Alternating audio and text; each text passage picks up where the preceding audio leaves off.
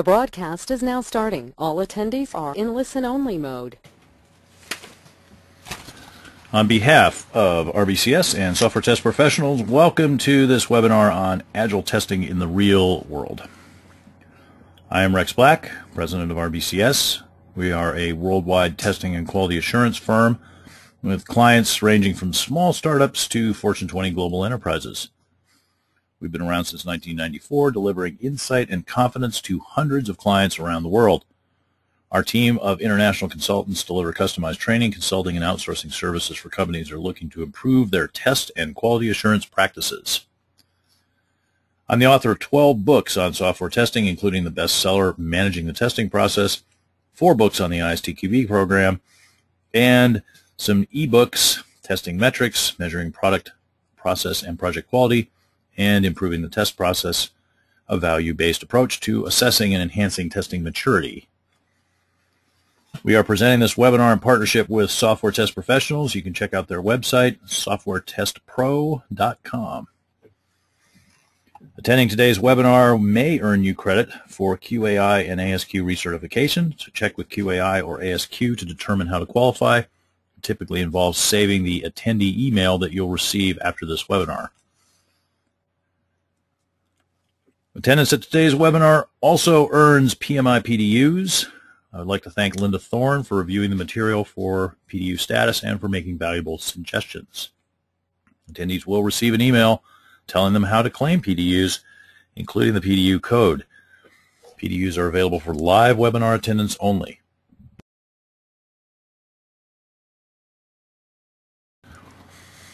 Before we start the presentation, a couple of housekeeping notes. If you have any questions during the webinar, submit them at any time via your webinar interface, but please note that they are answered only at the end.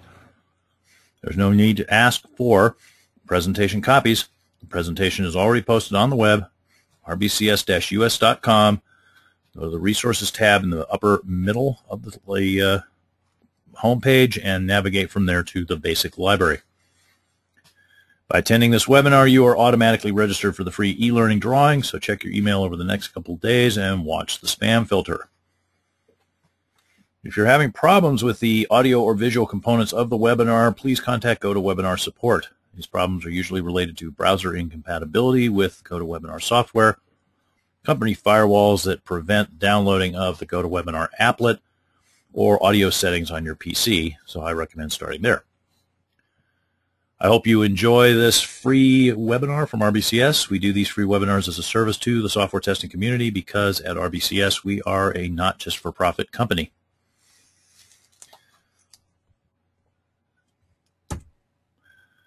So, some of you who are online may have already read one of the many books, articles, webinars, etc., talking about how great Agile is and all the advantages of being Agile and what it means to be Agile and when you're not Agile and when that's not Agile and the things that circle around the great star of Agile.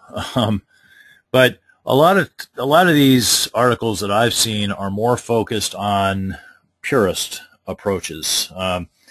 Which is kind of funny because if you read some of, for example, what Schwaber's written about Scrum, there's a lot of emphasis on, focus on what's actually possible rather than being a purist. But some orthodoxy crept in along the way, and there's a lot of orthodoxy out there, at least in these articles and books and webinars and so forth. But when you get out into the real world, which is where all of my clients live, in the real world, what we see with our clients is a lot of adaptation, a lot of trying to figure out what really is possible, what can we actually get done here. Agile theory has to meet the real world and bend to accommodate it. Otherwise, if it doesn't bend to accommodate it, then people end up like some of my clients who are former users of Agile who have now reverted back to a iterative methodology like RUP, for example, or sequential lifecycle. But a lot of our clients are coming up with some creative ways and interesting ways to adapt the Agile practices and make them work. Along the way, there are various opportunities, challenges, risks, and benefits that they run into from a test point of view and from a quality point of view. And so what I'm going to talk about today is some of those situations that our clients are dealing with, and give some ideas on how you can deal with those situations too. Now, for those of you who heard a previous broadcast of this webinar a few years ago, yes, the slides are the same, but my presentation is going to be a little bit different because more and more I've been working with a lot of clients that are doing something that they call Agile. Whether the purists would call it Agile is often subject to question, but this presentation will reflect my latest thinking on where this is going. So first, what would Agile look like? Well, Agile is going to be organized as a series of anywhere from 2 to 4 week long iterations, often referred to as sprints if you're following the Scrum methodology, which most of our clients seem to have adopted from a project management point of view. I've read about 1 week sprints. I have yet to see a client that's actually successfully doing 1 week sprints. The shortest I've seen is 2 weeks. Most of them seem to have settled on 4 weeks. So in Agile, the code will be written. There is sometimes a review process, and there ideally should be a review process. Now, followers of extreme programming, that review process takes the form of pair programming. We don't see a whole lot of pair programming going on, but sometimes it happens. Ideally, there should be some sort of code review that occurs of the code and a unit test. Some of our clients are trying to use test-driven development, TDD, sometimes called, where the unit test is built first, or at least the test is built before the code is built. The code is built to make the test pass. But we don't see all that much of it. We see more of the code's written first, and then the unit test is written. And then there's usually, once the unit test passes, there's continuous integration of the code, and sometimes there's a feature verification test, such as often somewhat confusingly referred to as an acceptance test, that happens. But ideally, it's some sort of feature verification test, for example, using a tool like Fitness, and then the code is put into the continuous integration system. A lot of our clients are using tools like Jenkins for that. And then there should be, at the end of the sprint, towards the end of the sprint, some sort of sprint review that includes an acceptance test by the business owners of the stories that were implemented in the sprint, where they say, yes, the acceptance criteria are met, and this stuff is done. And there's a lot of talk in the Agile literature about, the definition of done and so forth. What we find with a lot of our clients is that they're a lot less rigorous about that than the theory implies. And we see a number of clients where, sometimes there's acceptance criteria, sometimes there are not. When there are acceptance criteria, sometimes those are just verified by the tester, sometimes they're verified by the tester and the business owner together. More rarely, the best practice of having them verified by the business owner, the tester, and the developer occurs. We've seen that with one client that is more rigorous about following the Agile best practices than some of our other clients. At the end of each iteration, either the code is put into delivery and the next sprint is started, or the next sprint is started but the code is not promoted into production, or the code is promoted into production and the project team is disbanded if all has been done. Now, what we've seen is that typically that's just it's ongoing, so the last option doesn't generally happen. What the variation that we see is either code is being promoted into production at the end of each sprint, or it's sometimes promoted into production at the end of each sprint, sometimes not, but more frequently what we see is some form of stabilization sprints happening at the end of the series of sprints where people go back and repay some of the technical debt that is accumulated over the course of the sprints, hardening the system, looking at performance and so forth, and then they go into production. So they might be going into production every 3 months or every 6 months, and they're producing potentially shippable code at the end of each iteration, but as I said, sometimes the technical debt accumulates and they have to go through these hardening sprints. Now, yeah, Agile purists would look at that and say, that's not Agile, you're not supposed to do that.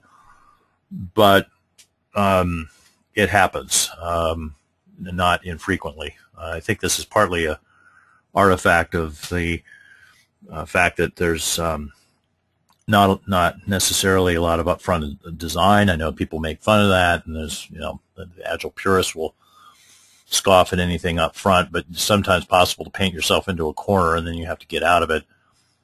Maintainability problems sometimes accumulate in the code, and if static analysis tools are not being used to look at maintainability, then that's something that has to be dealt with in the stabilization sprints.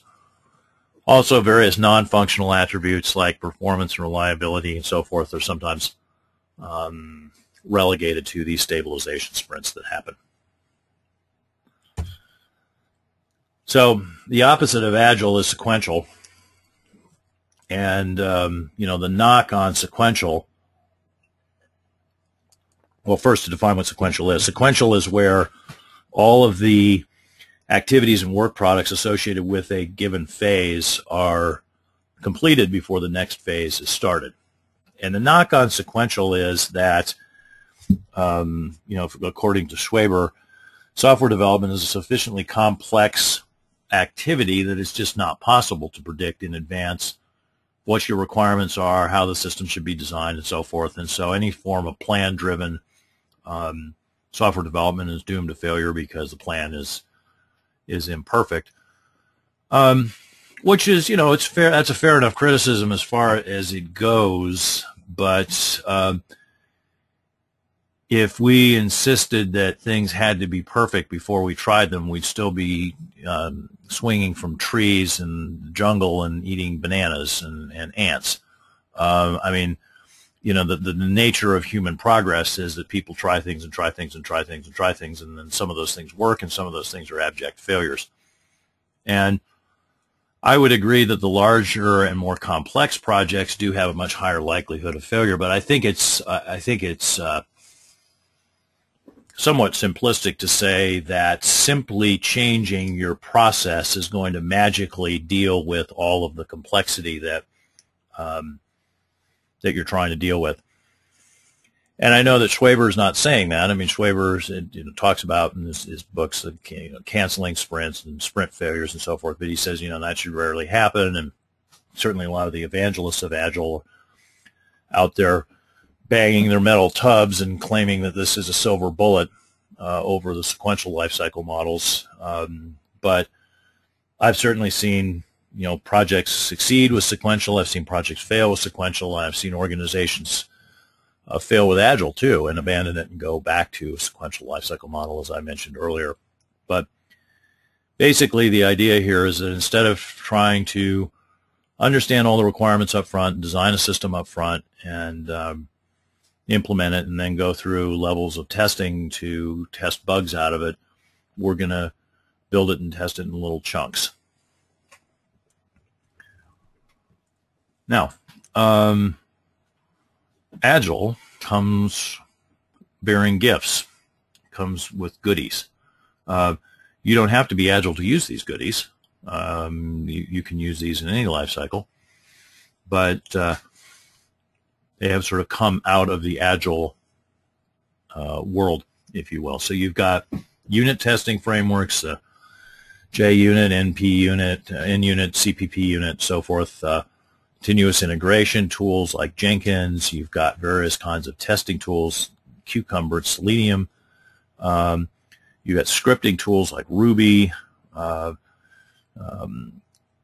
business rule testing tools like Fitness, all sorts of static code analysis tools. I love this one, Crap4j, testing Java code to see if there's crap in it.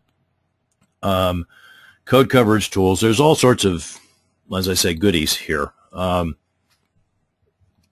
lot of our clients are using some of these. Very few of them are exploiting all of them. Some of our clients are using a lot of them, but they don't necessarily understand what they all do. So we have people that are doing static code analysis, but they're not really sure how to apply it, and they're struggling with it. We have people doing code coverage analysis, clients doing code coverage analysis, but they don't, the individual developers don't necessarily know what statement coverage is, what branch coverage is, etc. So there's good stuff and there's bad stuff. Jira and Rally are tools that are out there, widely used, and Jira ends up getting used as a bug management tool, and out of the box, it's pretty weak on that, in that it doesn't have by default a lot of the classification, defect classification fields that you would need to be able to institute process improvements. So I would say that without customization, it's not really a great bug management tool. It looks like it was designed by people who created a task management tool and then bolted on some bug stuff at the end. Like very tactical in terms of how it looks at bugs. And Rally, you know, as test management tools go, you know, it's not going to provide for things like traceability and so forth. So our clients that are using those, you know, generally their bug analysis, bug reporting, test analysis, test reporting is pretty weak.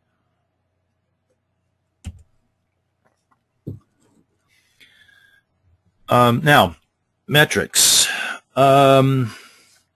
So different clients approach this differently in the Agile realm. Tests are generally going to be viewed as tasks, sometimes managed in Jira, sometimes managed in an actual test management tool. And so people will look at tests completed, and that, you know, testing being completed is often part of the definition of done for a user story. So that's getting measured, though not necessarily in an aggregate way. It's just as things move across the task board or through the task management tool, you know, you can see whether the tests have been done. Productivity metrics like, you know, hours planned and hours actually spent on tests and so forth might or might not be gathered. They often aren't. Some of our clients are doing risk-based testing in Agile worlds, and if they set up their tools properly, they can have traceability of their tests back to the risks and be able to talk about the risks that have been addressed and the risks that have not been addressed. Of those that have been addressed, which ones are mitigated and which ones still have known bugs. Some of our clients are tracking bugs that are found and fixed. We've been working with a client recently that is very good about putting all their bugs that are found by their testers into Jira. Unit test bugs don't generally get entered into a bug tracking tool in Agile, the same as in sequential lifecycle models. Some of our clients do enter bugs that are found by the unit tests if those bugs are found after the code is put into the continuous integration framework when the unit test is run. It's an automated unit test, and that's certainly a good practice. Now we have some clients that don't measure their bugs at all. At least they don't measure any bugs that are found during a sprint unless that bug is not going to be fixed until the subsequent sprint and it gets added to the product backlog. From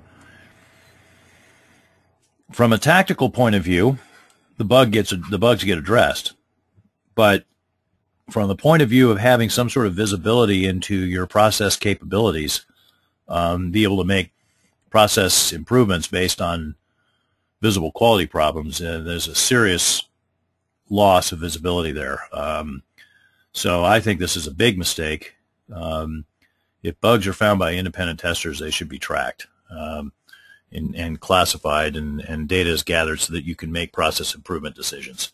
I'm hopeful that this is a blind alley that Agile promoters will realize is a blind alley in the not terribly distant future, and that this will end up on the ash heap of history, as Karl Marx would put it. Another thing that gets measured in Agile in some organizations is velocity. So you'll have the number of user stories that have been completed, or better yet, the number of story points if they're doing proper estimation of the size of the story points. Some of our clients do this, some of them don't. The ones that don't, this is pretty strongly correlated with overcommitment issues. But we've seen clients that do this and still have overcommitment issues, where they know what their velocity is, and management says, nevertheless, that's unacceptable, you must do more. And this leads to the inevitable crunch at the end of the project, at the end of the sprint. We've seen situations where the test team, every 4 weeks, they end up working over the weekend so that they can get done what was supposed to be done on Friday. And some of our clients, actually, to avoid this, have set up their 4-week iterations such that the sprints end in the middle of the week, thus enforcing a certain amount of discipline so that there's not that temptation to thrash the testers at the end of each sprint by forcing them to try to get the tests done. Now, I did a presentation on Agile testing challenges, and I'll probably do it again someday. And so I'm not going to recap all of that, but if you want, you can go out and go to the digital library, listen to the recorded version of that webinar. Things that our clients find challenging when they're testing in Agile environments is they can get overwhelmed by the changes, the number and the speed, especially if they're not kept in the loop. They sometimes have problems, or often have problems, with things falling off the plate in the short iterations. It's like, well, whatever we get done when the iteration is done, that's all that gets tested. But they don't necessarily have a way of measuring the risk that's being accepted from that, and so you get some significant swings in terms of the defect detection effectiveness. Regression risk is a significant problem for our clients that are doing Agile. If they don't succeed in putting proper automated tools in place, and this can be a real issue. And it can be sort of a compounding issue, because what often happens is that when regression bugs are discovered, those get escalated immediately and get shot into the content of the current sprint, which, the Agile purists will say, you can't do that. That's not Agile. Once the product or the sprint backlog has been selected, and you can't change the scope of the current sprint. Well, it's not as if there's some Agile god sitting up on Mount Olympus who's going to hit people with lightning bolts if they don't follow the rules, and this is one of the rules that gets broken. Content does get added, sometimes based on bugs, sometimes based on important client calls up and says, I absolutely positively have to have this in the next release. Unit testing is one of the pillars of Agile. It's one of the things that is done to try to manage regression risk, but we see that just saying an organization is Agile doesn't magically mean that unit testing starts happening. Some of our clients have issues with test oracles. It's difficult to determine what the expected result is because the acceptance criteria are not well defined. So there's a shifting or missing definition of done for any given story. We also have issues with the some of our clients with the test basis changing, the user stories being modified as the sprints continue without the testers being kept in the loop on those modifications. Problems with people having too many meetings. Agile talks about face-to-face communication being preferable to written documentation, but another name for face-to-face communication is meeting, and we've seen this morph into people, especially managers, spending hours and hours in meetings every day. I mentioned overcommitment. This is something that happens ignoring the demonstrated velocity or not even bothering to measure the velocity. Siloing. When you have multiple sprint teams working independently, there's an insufficient communication across those teams, and then they end up producing stuff that doesn't work together and has to be sort of a long-ish integration test process. And then there's a hype cycle. If you're not familiar with Gartner's hype cycle, you should check it out. Definitely in Gartner's hype cycle, Agile is at the peak of inflated expectations point. There's just a lot of silver bullet stuff out there. There's a lot of snake oil consultants out there saying, just adopt Agile and everything will be great. There are whole conferences that end up just doing nothing but banging the drum about how great Agile is, and not necessarily a lot of realism represented there. It's more success stories and less cautionary tales in some cases. So this can lead to organizations adopting Agile without understanding how actually hard it is, and even the Agile purists, and promoters like Schwaber would say that Agile is very difficult to master. It requires a tremendous amount of discipline to do it right. And, long-term change and discipline is not something that human beings are necessarily very good at. So these are things that are happening and are creating some challenges. Now, there are also opportunities. So certainly the fact that there's more unit testing being done and automated unit testing is great from a testing point of view, and a increasing prevalence of static code analysis to include improve code quality and maintainability is an excellent trend. Hearing developers talk about code coverage is great. A lot of them still don't understand what the different types of code coverage are and what they mean, but the fact that they're using the tools will eventually drive them towards that understanding, and so that's a good trend. And then continuous integration is good too. It drives down the number of broken builds with a lot of our clients, so the testing impact of installing a test release tends to be lower. When properly done, the user stories and the acceptance criteria will be subjected to reviews by developers and product owners and testers. Anything that improves the quality of requirements and the understanding of what's to be tested is, of course, a good thing. If people will stick with it, the reasonable workload principle of Agile is great, because that relieves the crunch at the end of the project problem that testers always have to deal with. As I said, that doesn't always happen. This has to do, the reasonable workload is associated with actually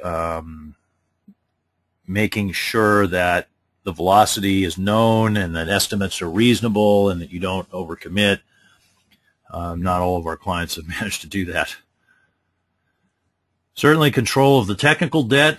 Some of our clients have what they call fixed bugs first approach, which is if any bug is not fixed during a sprint, it is fixed first in the next sprint before any of the user stories are started, which is one way of controlling technical debt. Another way is simply not to incur it, but that again requires good estimation skills.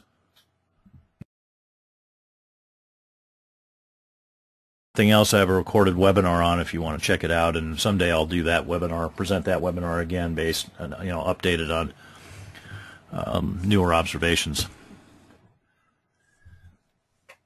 Now, we see a lot of what the Agile purists would probably call Agile-ish. It's not really Agile, at least not what the purists would call Agile, but it's got a lot of Agile ideas in it. So one of our clients has what they call the train life cycle, and basically at any given point in time, there are 3 iterations in flight. So here we see iteration n minus 1, iteration n, and iteration n plus 1. I'm not showing the other iterations, but I could, and at any given point, as I said, there would be 3 iterations in flight. So I could have iteration n minus 2 and so forth shown here, but you've got 3 activities ongoing at any given point in time. And so either the planning is happening, or development is happening, or testing is happening on a given release. The cycles are 7 weeks long, and they're set to overlap in such a way that there's a release every 3 weeks.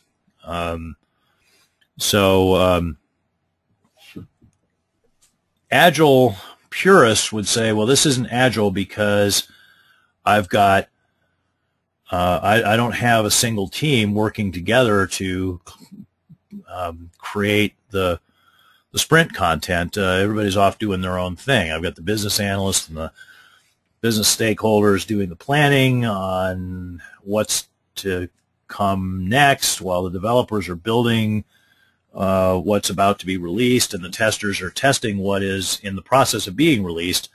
They're not working together.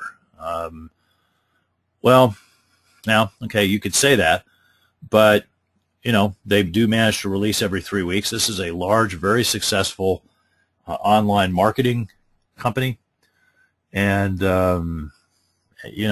you can, a purist could yell, "That's not Agile" at them all they want, and they would say, "I don't care, it works," and we've incorporated a lot of ideas that come from Agile, such as automated unit testing and so forth. And this organization, by the way, does use risk-based testing as one of their test strategies.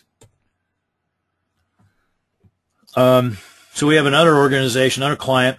This is a large, Fortune 50 company. And so some of their development is done in an Agile fashion. Some of it's done in a sequential fashion. And what happens is that there are testers that are embedded in the sprint teams, and they're doing system testing, and then there's a separate team that does system integration testing. So at the end of every iteration, the code that was completed in that iteration drops into a sequential system integration test process. And at the end of a number of iterations, there's a stabilization sprint where they're doing bug fixes, and there's an ongoing delivery then. So there's continuous integration into the system integration world while that's happening. Performance testing starts towards the end of the iterations, and there's a separate team that's developing automated regression tests, and there's continuous delivery of those during system integration tests. So those are dropping into the system integration test environment. And then when that's over, the system integration test and the performance test, there's an operational acceptance test and a user acceptance test. So, again, I think a purist would look at this and say, that's not Agile, that's Scrummerfall, or one of the other sort of clever word attacks that are sometimes made by the Agile proponents against anything that doesn't pass the purity test. But these guys, this works. It works for them. They're able to make this successful. It's a pragmatic adaptation of Agile in their world.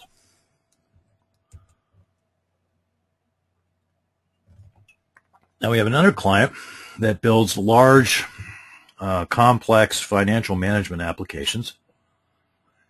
And it's a system of systems. There are multiple systems there that interoperate, and each system consists of multiple components. Now, I've only shown 2 components in each system and 2 systems, but there's actually a larger number of components in each system, and there's more than 2 systems. But what they do is they do development for some period of time, And then periodically, every 4 months, there's an integration across all of the components, and this is done through some very complicated code merge activities. And then there's an integration test of each individual system. And then when that's done, they integrate across all the systems, and they do a system integration test. So that's something that's ongoing. Now, in parallel with this, at any given point in time, a customer could decide to upgrade to a new release. And so whatever's available will be what they will install, but they'll typically wait till the end of the 4-month cycle. There's extensive customization that has to be done because this application interoperates with other applications that the customers have. So they have to customize it. They have to do a system test of it, and then they have to do an acceptance test of that at the end. That's all done on the customer side. It could be done in an Agile. The customizations can be done in an Agile fashion. They can be done in a sequential fashion. Different teams of what they call consultants, or the people installing the software, work in different ways. So, is this Agile? Again, I think a purist would look at this and say, "Oh, it's Scrummerful. It's not. It's not really Agile. That's not Agile." But it works. It works for them. And given their product and the way it works, I can say without equivocation that there is no way that they could be delivering updates to their customers every 4 weeks. And even if they could, their customers absolutely would not accept those. So there's, this is a situation that's just different than, say, putting a application on the internet and doing software as a service, where you, as the service provider, are driving when the updates occur. In this case, it's software that's installed in clients' data centers, and they are absolutely going to be in charge of when the updates occur.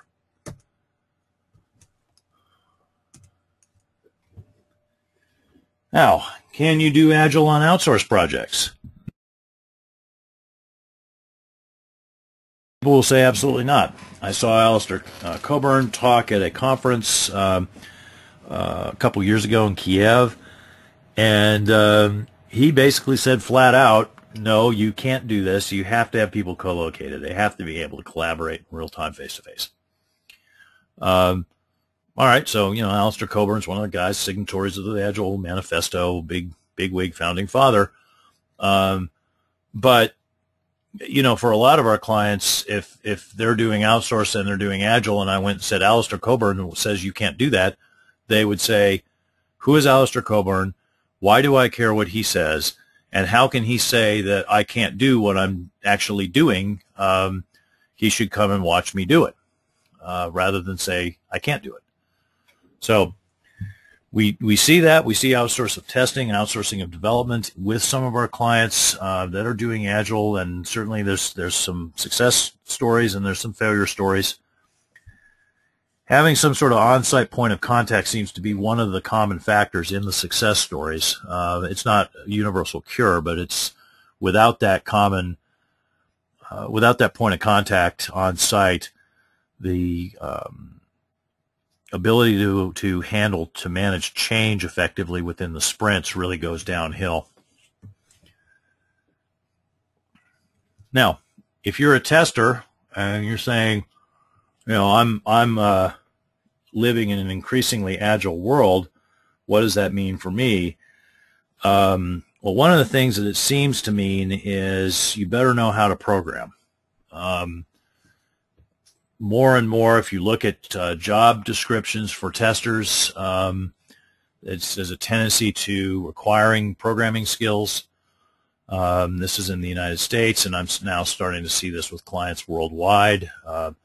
Certainly on Agile projects, especially if the people are sort of true believers in Agile. We see a lot of that. So not only do you need to know programming, and also you need to have the ability to do test automation, because there's a bigger and bigger push on test automation. So if you don't know how to program, pick up a book, download an open source programming environment on your PC, and learn to program. There are various books out there that are good. There are some that are bad, some that are really bad. So the key is they should have exercises at the end of each chapter that you can actually work through and solve. Any book like that will allow you to learn. If you're daunted by a programming language, you can start with a scripting language, like, say, Ruby first, and then learn a programming language after you've already started doing scripting, because the programming languages will basically extend on top of the scripting languages and formalize it a little bit, and then learn an automation tool. What you could do is, like, teach yourself Java and use JUnit to learn how unit test automation works together at the same time, and then maybe move on to something like Selenium or some other tool like that. But this is going to be important from a job stability point of view. It will never cost you a job opportunity to know these things, but it might cost you a job opportunity not to know them. Now, another thing that's definitely an issue here potentially is personality types. Because of the emphasis on face-to-face conversation, Agile is an extrovert's game in a lot of ways. Introverts are people who, are more into sitting and thinking quietly by themselves and coming up with solutions, and then going out and discussing those solutions with other people. And sometimes the hyper-collaborative world in Agile tends to be tough for certain introverts to adapt to. So, for example, things like pair programming, pair testing, and so forth. That's a big social change for people. And really, it's interesting, if you read Beck's book, Extreme Programming Explained, I don't remember seeing a line of code in it. It's all about sort of industrial sociology, really, as much as anything else, and industrial psychology. And the point that's not necessarily addressed, as I recall from that book, is anything about how to manage the fact that introverts are going to potentially be bulldozed by the extroverts. And this is something that we've heard from clients. So that's kind of an unsolved problem there. Now, another thing that's interesting here is how people approach the issue of organizing testers. We've seen three basic options here, which I'm referring to as fully embedded, fully independent, and matrixed. And we'll start with the fully embedded. So in the fully embedded approach, what you're going to have is testers assigned into sprint teams or iteration teams, and there's no test manager. There's just testers in the team. And the problem with this is that the tester, as a member of the team, is expected to be fully focused on meeting the goals of the sprint, which are going to be, getting the code done at the end of 4 weeks or 2 weeks or whatever the sprint duration is. If shortcuts are being taken within the teams, there's no one for that tester to go to and say, hey, we have a problem here. We have an incipient code quality issue that's going to happen because we're not doing things the right way. There's also no centripetal force in effect here. Theoretically, there's supposed to be a scrum of scrums across the different teams. But, sometimes that works and sometimes that doesn't. We have reports from clients that, they're in situations where that doesn't really provide that centralizing effect. And so what ends up happening is that when people try to integrate their code together across the different teams, it's like, oh, none of that works, and nobody did any system integration testing because we're all off doing our own thing. And then you're stuck in an integration period. So the opposite end of the spectrum is something we've seen, which is the fully independent team. There's a test manager and a team of testers, and the testers are assigned to work in the sprints at the end of each sprint to do the testing. Basically, they're showing up at the end being quality cops. This doesn't work either. And what ends up happening is that the testers don't really know what's going on. There's a joke of seagull management where the managers fly in, crap all over everything, and then fly out. And this is basically seagull testing, where the testers are going to drop into the project. They don't know what's going on. They start running tests, and some of the things they see are failures, and some of the things are not. They don't have enough time to test. They become a bottleneck. People are unhappy. The testers are unhappy. We've not seen one instance of this working. What does work is the matrixed approach, where there is a separate test team, and the test manager assigns some of the testers to work embedded within the sprint teams, but from a personnel management point of view, they still report to the test manager. There's a career path. People can advance up to other senior testing roles and into potentially test management roles. There are also testers who are reserved to do things like build test automation frameworks and manage test data and so forth. Other things that are really cross-sprint activities. They add value across all the sprints. They're not focused on the current release, but across the whole product line. This is something that we've seen work, and if it's managed well, I think is the best way to approach it. Now, there is an argument that Agile will produce better quality. Certainly, any of the promoters of Agile will say that you will. And certainly, if you do the kinds of things, the kinds of proven best practices, and all of the proven best practices of Agile are things that have been a long time before the Agile Manifesto was written. If you do those things, that will contribute to higher quality. If you insist upon 100% statement and branch coverage in your unit tests, and you insist on unit tests for every unit, and you insist on maintainable code enforced using static analysis, and you insist on continuous integration, and you try to have a good set of automated system tests for regression testing as well, using tools like Selenium or Quick Test Pro or Rational Functional Tester and those kind of tools, and then yeah, obviously those are all things that are going to result in higher quality, but not everybody does that. As I said, in the real world, some people do and some people don't. And if you get in these situations where defects aren't being measured, it's really there's no way of substantiating whether quality has been improved or not.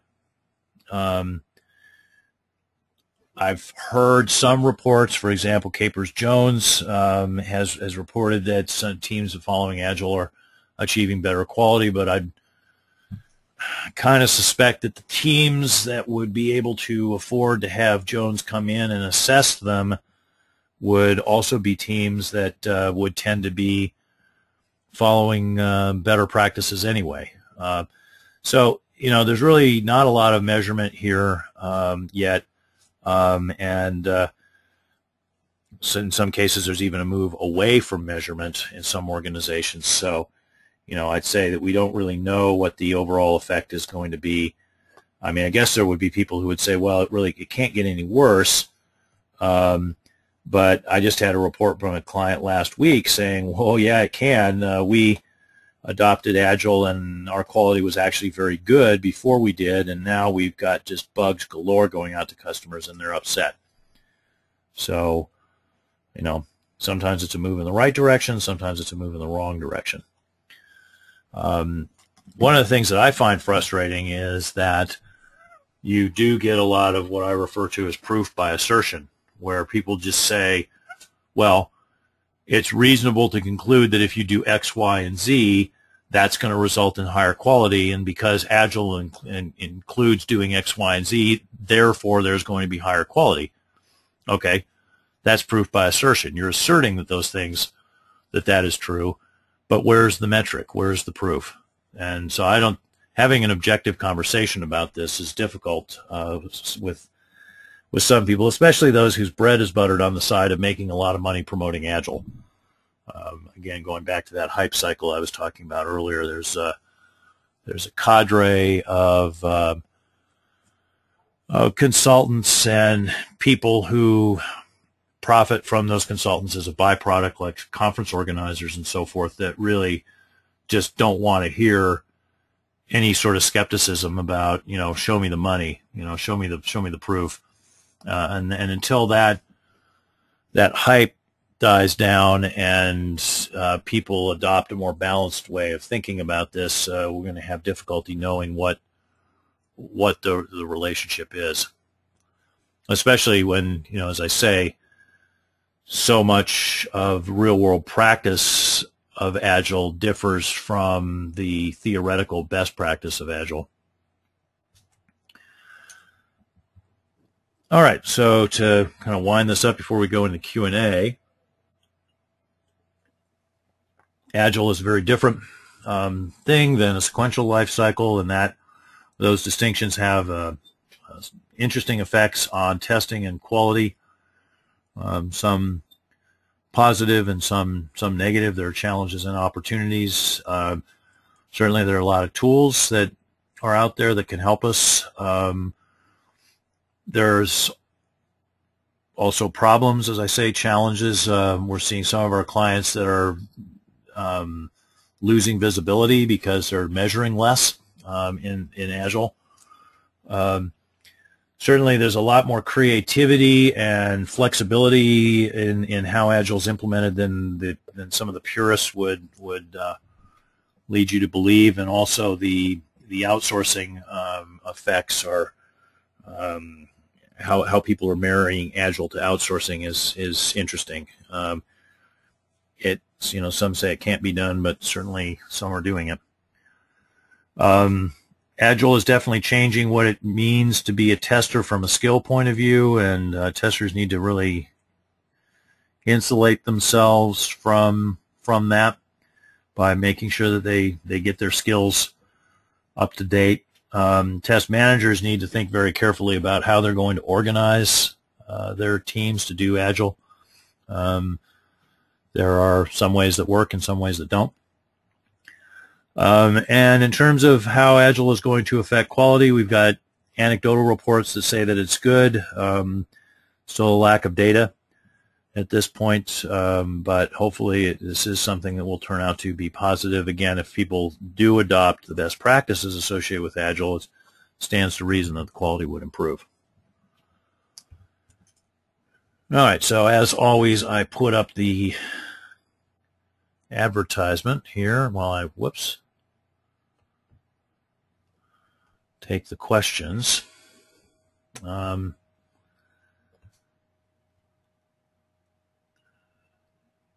Somebody say that they keep losing sound. The report of that's right around 10:17. Some people had some sort of audio dropout. I didn't see any indication on my side that there was an audio problem, but that is possible that happened. Apparently, it was brief. Apologies if you were affected by that. Question here from Ilya, who I guess missed the start.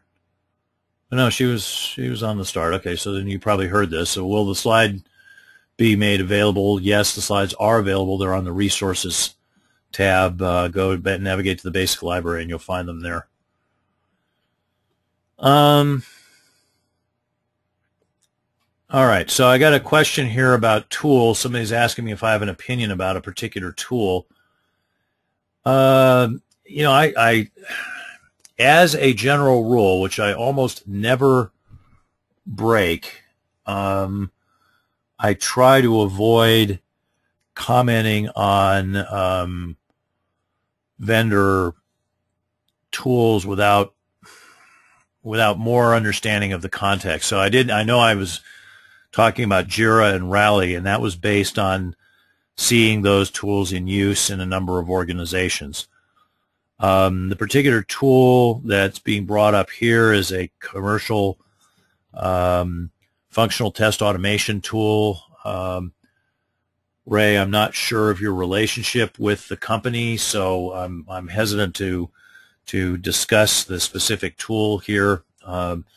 But you know, there are various commercial tools for test automation, functional test automation, as well as free tools like Selenium. It is really important, whatever tool that you're looking at, that you do a thorough evaluation of that tool. If you look at the ISTQB Foundation and Advanced Test Manager syllabus, there are good discussions in there about how to go about evaluating a tool. We have a number of clients that have made the mistake of just getting a tool without doing a careful evaluation first, and I would not want to be a contributor to that kind of mistake by saying something like, oh yeah, use that tool because it's really great, I've heard it's really great, and then, you know, there are various disablers for the use of that tool within your organization, and you spend a bunch of money and have a failure. So Brent asks a very good question about the train life cycle. Let's go back to that one. What's this guy? Brent says, with the train Agilist lifecycle model, they have a problem with technical debt. That is because testing is test n-1 happens during development n. Where, when do the bugs get fixed? Now, that is an excellent question, very perceptive.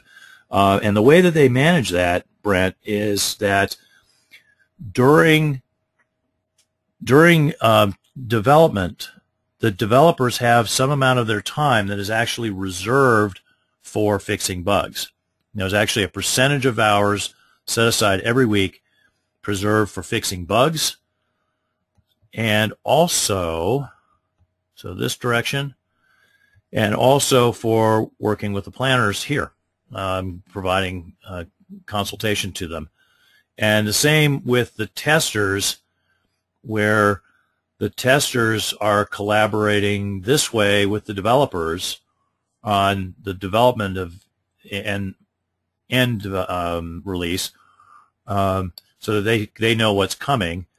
And they are also going to be collaborating with the planners here, and they'll be collaborating with the planners here too. And there's a certain percentage of hours that's actually set aside for that, and that gets measured to make sure that this is actually happening, because otherwise, yes, there would be significant technical debt issues associated with that.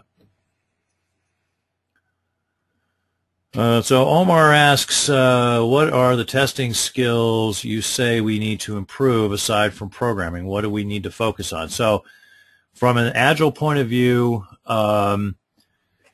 the skills are programming, and they're also test automation. And when I say automation, I'm not just talking about functional automation at the graphical user interface, but I'm also talking about the automation of unit tests, the automation of performance tests, the use of continuous integration tools, the inclusion of automated functional tests into continuous integration tools, and just basically becoming a more technical tester. And also, of course, as I said, there's the social skill aspect of it, of learning to work effectively in a collaborative environment. And that's the, you know, as the saying goes, the soft skills are the hardest skills of all. So, you know, that you definitely have to be able to do that. Ilya says, got the slides, thanks, and you are welcome. Keith says, one of, if not the main strength of Agile for us is early involvement of testers in the life cycle. We are a part of sprint planning and discuss the user story with devs and BAs before the code is written, thus preventing and catching defects early. In our world, Agile as a process encourages early QA involvement. Do you agree that aspect of it, if followed properly, would lead to better quality? I definitely agree that is the idea, and if you're following this organizational model, then the testers that are assigned to the sprints are assigned full-time to the sprints and will be involved in exactly that kind of defect prevention activity that you're talking about. That said, we've seen instances where that doesn't always happen. We've seen a number of instances where that doesn't always happen. So it sounds like your Agile implementation is a good one, Keith, in that it's giving you that benefit. And certainly, you know, early testing and QA is a known best practice that will support better quality. And if other best practices such as automated unit testing and static analysis of code and continuous integration and automated functional regression testing and, you know, other known best practices are in place, then it certainly stands to reason that higher quality would be produced. But again, I would go back to the, you know, the I'm from Missouri thing here. I want to see actual studies of defect metrics before and after, before when organizations were doing sequential and after, and there are true apples-to-apples comparisons to be able to prove this, because just saying, well, we're doing everything right, therefore things are better, again, that's, yeah, they should be better, but, you know, there are always secondary effects and unintended consequences, and there could be other things going on.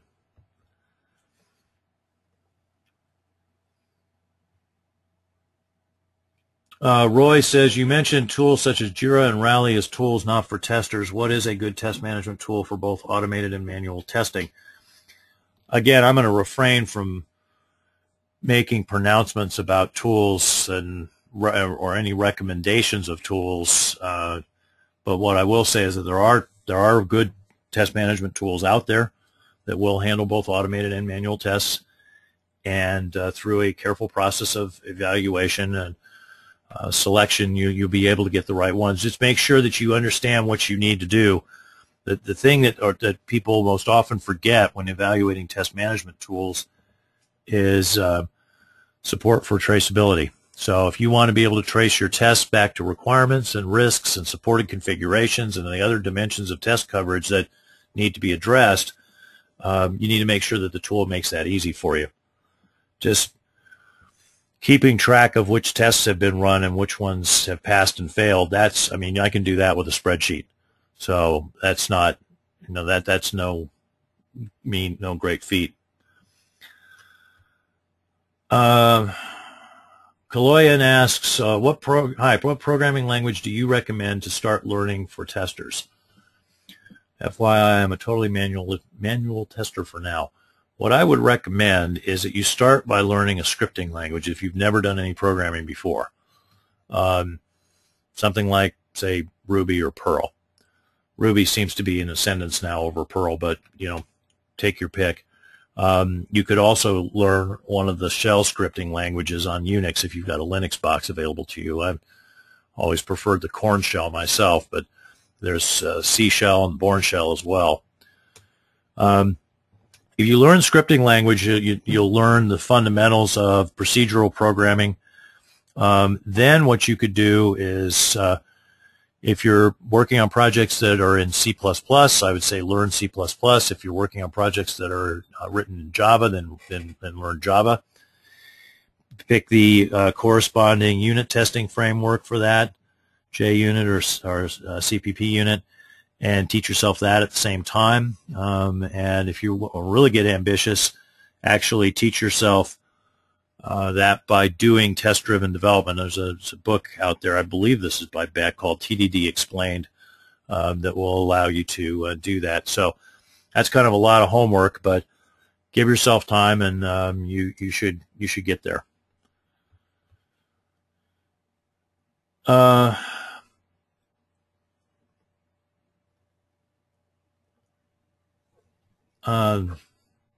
Anina, I think is spelled A-N-J-N-A. I'm guessing that's Anina.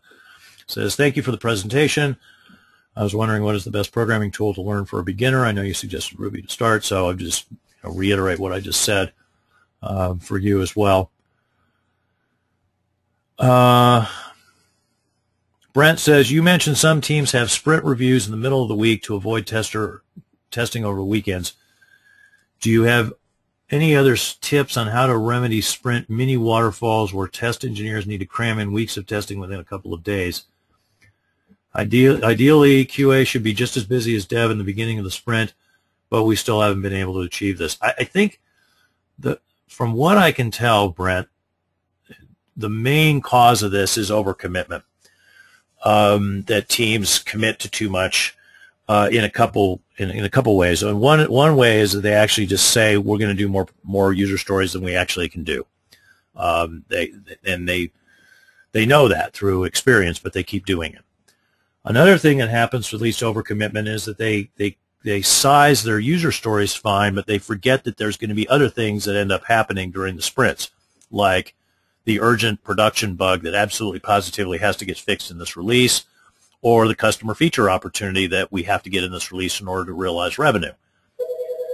Again, there's the Agile theory says that shouldn't happen, but the reality is that when the people that write the checks and pay the bills come in and say, this has to get done now, then organizations are going to do it. And if there's not time set aside to account for that overhead, then, guess what? You're back into overcommitment.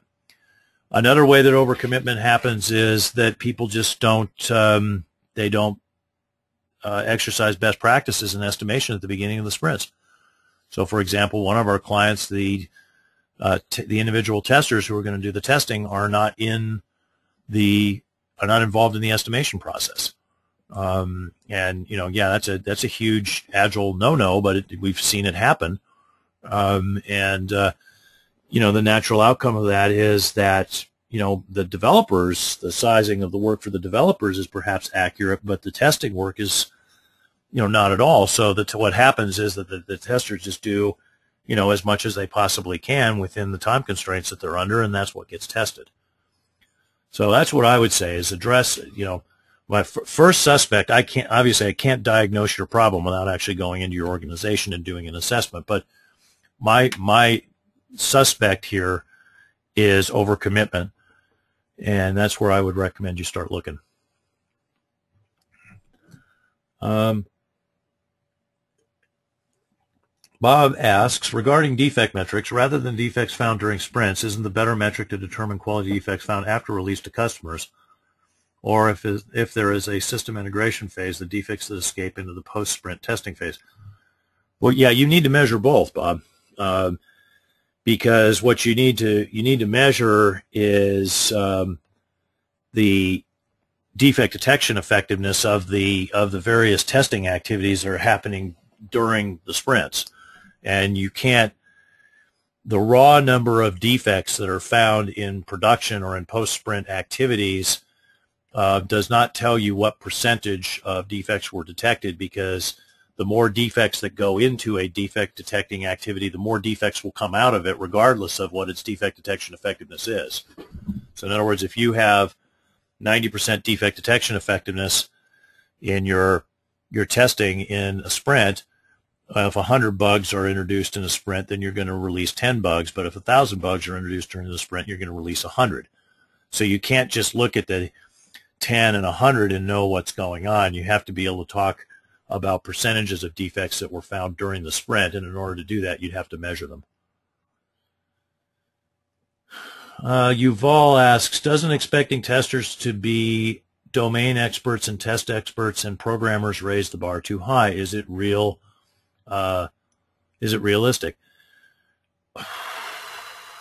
Well, I'm more of a test manager, but my background is initially as a programmer, and then as a test automator and as a tester. So I don't think that's unrealistic. The domain expertise, it kind of depends on the industry. If you're testing a tremendously complicated application,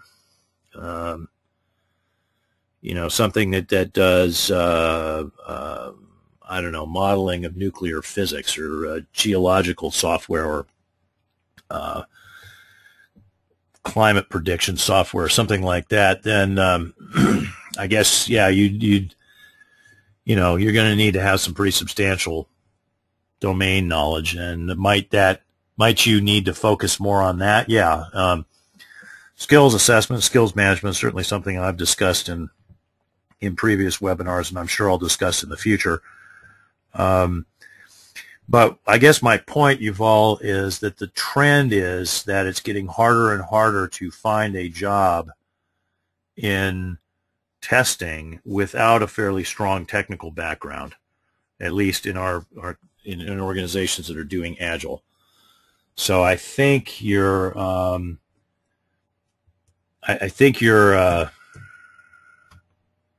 got a point, but I don't know that point is going to save you, if you know what I mean.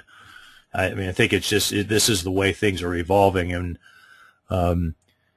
you can stand in front of the train and yell stop and see where that gets you.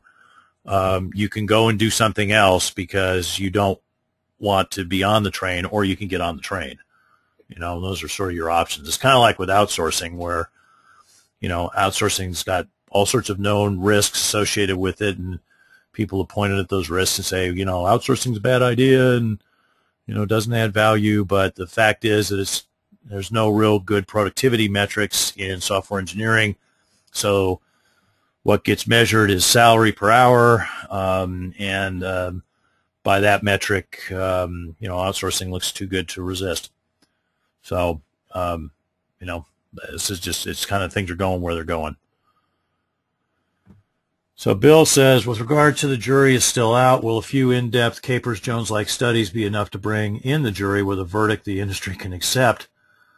Pity the Agile zealots if the verdict is not good.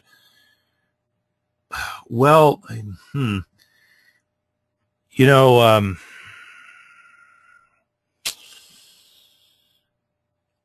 I would love to agree with you, Bill, that we, as a profession, would be skeptical, test things with evidence, and make rational, evidence-based decisions about what practices to accept and which ones to reject. But the thing that's interesting to me is that this Agile is one of a series of silver bullets that have been pushed in the software engineering field. And silver bullet, for those not familiar with the phrase, is a term that was introduced by the author of the Mythical Man Month, whose name escapes me at the moment. Anyway, that he wrote a paper called the No Silver Bullets, where he was talking about, software engineering is it's complex, it's hard, and as a result, there's not one single thing we can do to make it easy, but we keep trying that. There's some of you will remember when object-oriented programming first came around, the outlandish claims that were made about what was going to happen with object-oriented programming. We're going to have all these pre-tested Legos that were going to get snapped together and the quality problems would disappear. Well, that ended up not happening for a number of reasons. And, there's been a Six Sigma, another one of these touted magic bullets. There's to a lesser extent in some industries, design of experiments is sort of or pairwise techniques is another one of these. So, these things come and go. Eventually the good practices for the most part, are retained and the bad practices fall away and people stop talking about it because they're talking about the next greatest thing. It's kind of like with TV. You know, you'll see people who are pundits on TV, and if you've got a memory like mine, and you know, you can think back to totally outrageous, absurd predictions that those people made in the past that just signally failed to occur, yet there they are on TV. You know, I mean, there are people that are anchors of major cable news stations that I can think back to how they got there, and it's like, how the heck could that person possibly have any credibility? So, you know, you can say pity the zealots if the verdict is not good, Bill, but you know, those zealots will just reinvent themselves as advocates of the next great thing, and they'll ride that trend too. There's a hilarious Dilbert cartoon. If you haven't seen it, go check it out, where the cat, or the rat is a consultant, and no, it was the cat. The cat's the consultant. The cat goes in and says to the pointy-haired boss, you absolutely have to adopt Six Sigma right now or you're doomed. And the boss says, hey, aren't you that consultant that sold me all that total quality management stuff a while ago? And the cat says, I swear to you, the buzzwords are entirely different. And the pointy-haired boss gets this funny look on his face and says, where do I sign? And, you know, it's the consultant cat has many lives.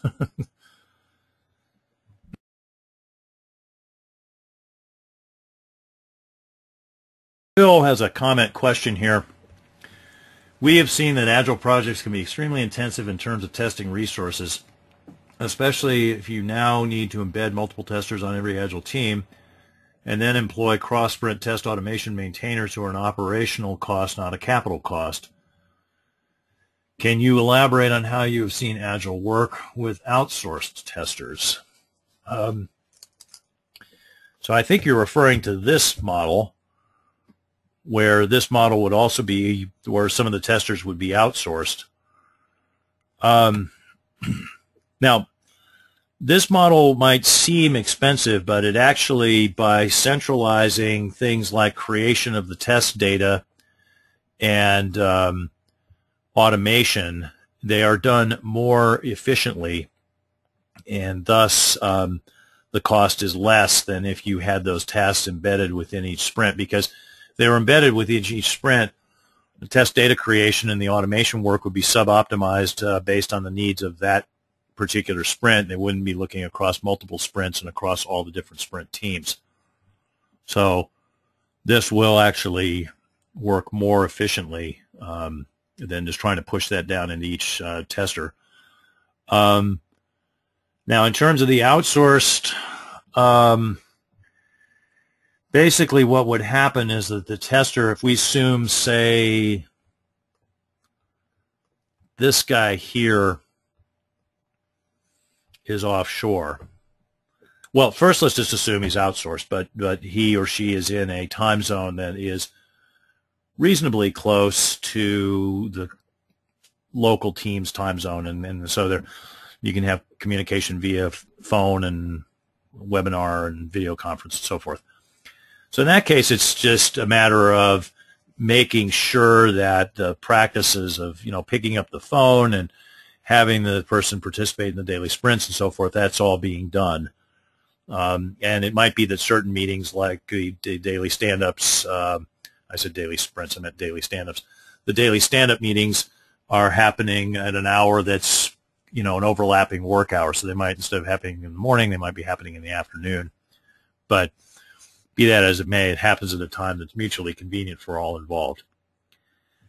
Now, if you say, well, you know, we have an outsourced team that's in India or Vietnam or Malaysia, and there is no mutual overlapping time, then obviously that gets more difficult. What we've seen is that there will be somebody whose job it is, who's local, to serve as a point of contact, typically across multiple sprint teams, and that person will then coordinate with the assigned testers. So they'll work some sort of shifted schedule to be available to communicate with the testers when they finally show up.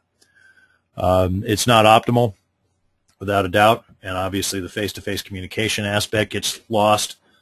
But people, to save money, organizations will do all sorts of things that might not seem to be the most effective, but they are believed to increase efficiency. Brent says, thank you very much for the webinar, and thank you for clarifying the train cycle. Helps me at my workplace. Okay, so it sounds like you're doing something similar there. So good luck with that. You've all asked, does Agile change the healthy dev test ratio in a certain context? I don't know. I don't think so. I don't think it would tend to. I think it would be difficult to say. If the organizational change was such that there was so much more early testing and QA going on that there were a lot fewer defects being delivered to the testers, then that would have the effect of reducing the number of testers that you would need to some extent. But then you have to have some way of managing the increased regression risk that's associated with Agile. So that means that you need to have more automated tests. So that tends to increase the number of testers you need. So I think it might be a wash. Liliana asks, in general, do you recommend Scrum training? Like, for example, for test leads, the Scrum Master. Yeah, I think I think having someone be a certified Scrum Master within an organization, I think that's good. The only thing that I would say is a lot of these courses are going to be taught by people who are real Agile purists. And you need to go into the course committed to taking out of that course what you need to pragmatically apply Agile in your environment, and resistant to any sort of evangelization, right? Because there is so much hype, there is a possibility that the person teaching the course is just going to stand up there the whole time and beat on his washtub about how great Agile is and how once you adopt Agile, all of your problems will be solved. And if you end up coming out of that course having drunk the Kool-Aid, then you might go back to your organization and be resistant to pragmatic adaptations of Agile that actually make sense within your organization. So I would just say, by all means, skills growth is good, but I think I can say that uniformly indoctrination and dogma are bad. They make you inflexible and less pragmatic. And so avoid when the cup of dogma or orthodoxy is passed to you, just pretend to sip on it, pass it to the next person. But don't get caught up in it.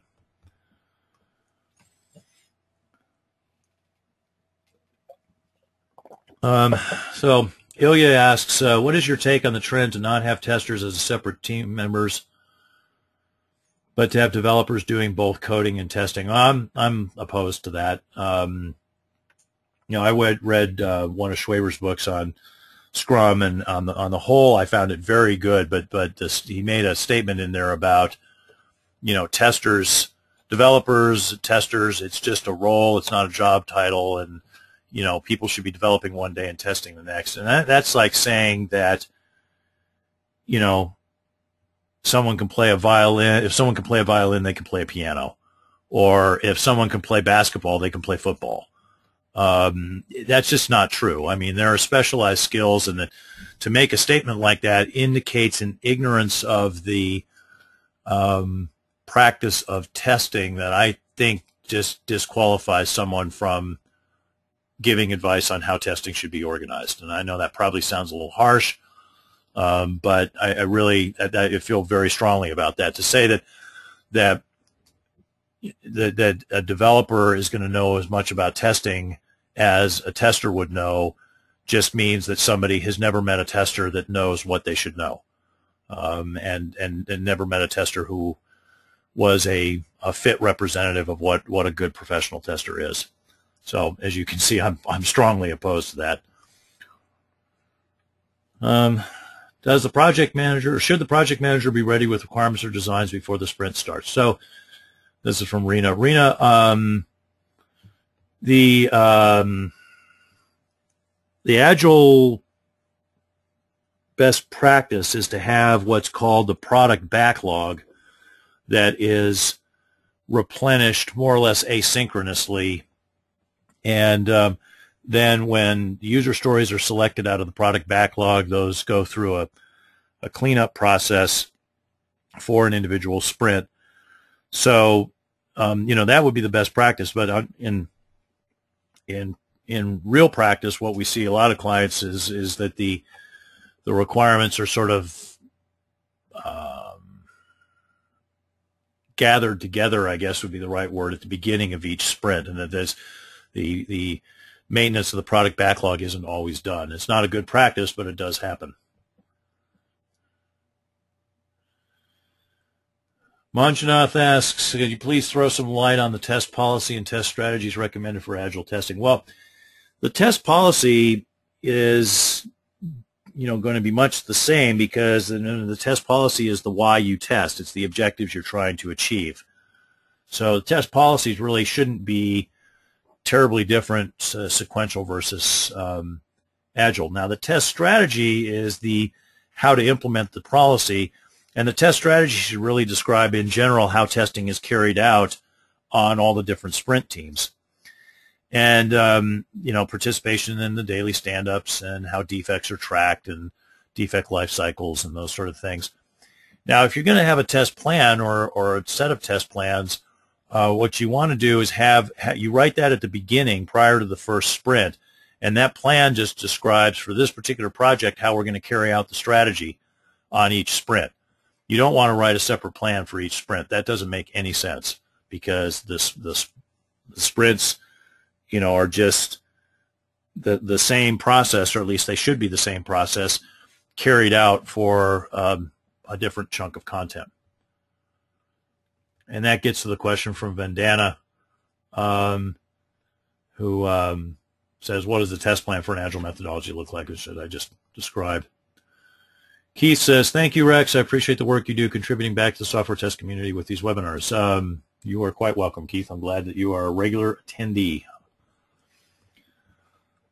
Samantha says, how should one learn to automate testing? Format, process, tools, or what? So, I'm a fan of learning by doing. So once you have some basic programming skills, I would say get a tool, and I would get a free one. You can start with a code-based tool like JUnit, and while you're teaching yourself Java, teach yourself a JUnit as well. And, as I mentioned before, maybe possibly also test-driven development. Or if you want to cut more to the chase for a test point of view, you could get a tool like Selenium and start learning it that way. But yeah, just, pick up the tools and start doing it. Read a book and learn the technique. Jackie says, hi, Rex, enjoying the webinar. I have the CTFL and looking at the CTALTA, but wondering if I should pursue the technical test analyst cert next, since given the Agile emphasis on more technical skills. What are your thoughts? Yeah, I think the technical test analyst is very well aligned with what you're going to need to pick up for doing Agile. So I would say that's, it sounds like eventually you probably should get both, to me, because they will both be useful. But certainly technical test analyst is going to be more aligned with what Agile is about.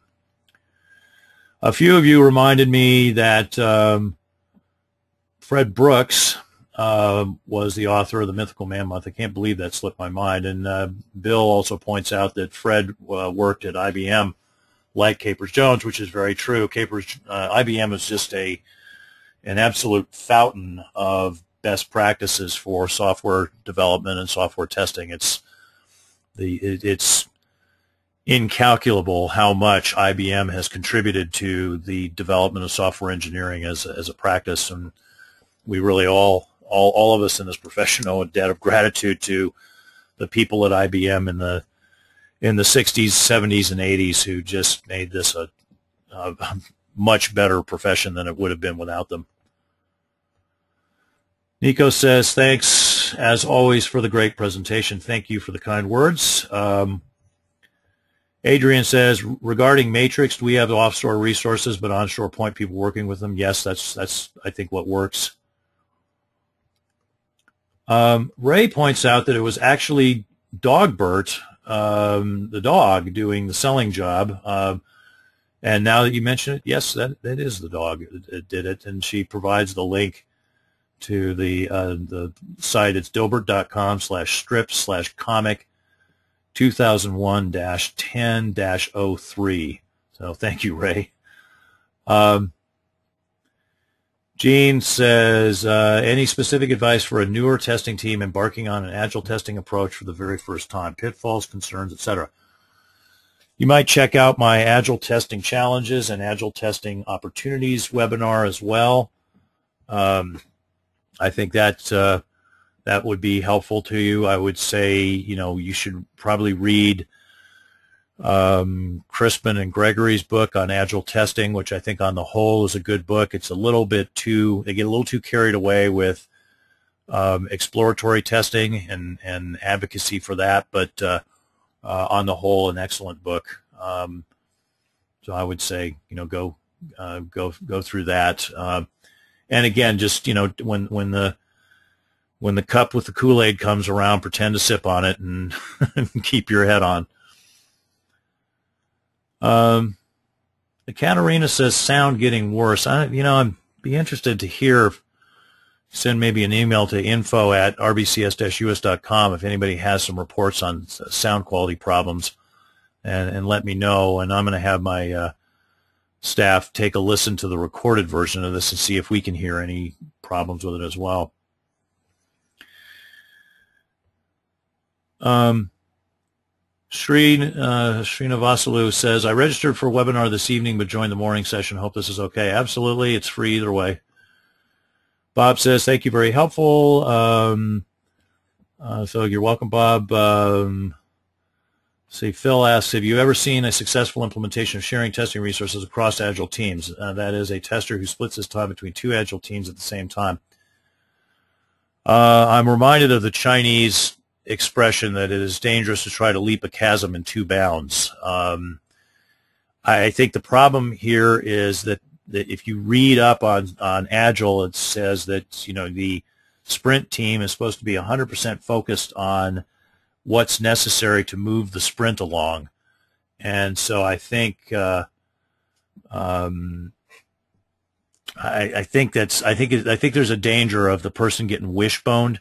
And I've seen this without Agile too, where you do this kind of specialists and people that split resources across multiple teams. Eventually, you get to a point where there's peak work demand on both sides, and the split resource can't make either side happy. It's a real time management problem, and some people have greater difficulties with that than others too. So I would say, avoid that. All right, Ray and Bill say that the sound's been good. Ray says sound has been good for me throughout. Bill says audio has been perfect for me throughout the webinar, knowing this might help your staff. So it might just be that there's some throughput issues. If your connection is spotty, like you're doing it via wireless or something, or there's a lot of other load going on, then that can be an issue. Okay, so to close this session, a little quick run through of the resources that are available. You've got these free webinars. Check our website at rbcs-us.com to sign up. If you want a special presentation for your company only of this webinar or on any other topic related to software testing, send an email to info@rbcs-us.com. You can sign up for our free regular newsletter at rbcs-us.com as well. This gets you valuable discounts on consulting and training services and a regular newsletter including a featured article from me or some other luminary on software testing and quality, along with news about RBCS and its partners. We're on Twitter at RBCS, and we're on Facebook, RBCS-INC. Do remember to check your email for your free e-learning. Somebody will win. You were registered just by attending this free event. Check out our digital library where you can find recordings of these and previous webinars. There are also podcasts and videos there. You can subscribe to the podcasts either via iTunes to enter RBCS podcast, or you can go to the our RSS feed on our page, and you can also see the recorded webinars and other videos by subscribing to the RBCS channel on YouTube. We offer these free resources as a service to the software testing community because at RBCS we are a not-just-for-profit company. This concludes the webinar. Thanks to everyone for joining us today.